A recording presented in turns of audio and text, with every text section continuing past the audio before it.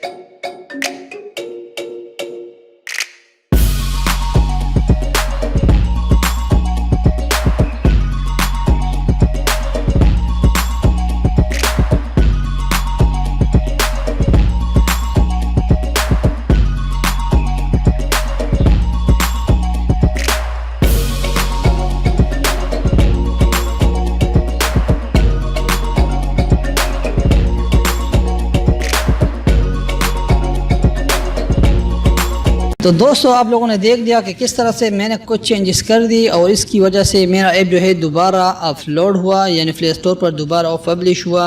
तो इस तरीके से आप भी अपनी ऐप में चेंजेस करके अपनी ऐप को दोबारा अपलोड कर सकते हैं। ओके दोस्तों, वीडियो को लाइक और चैनल को ज़रूर सब्सक्राइब करें। अल्लाह हाफिज़।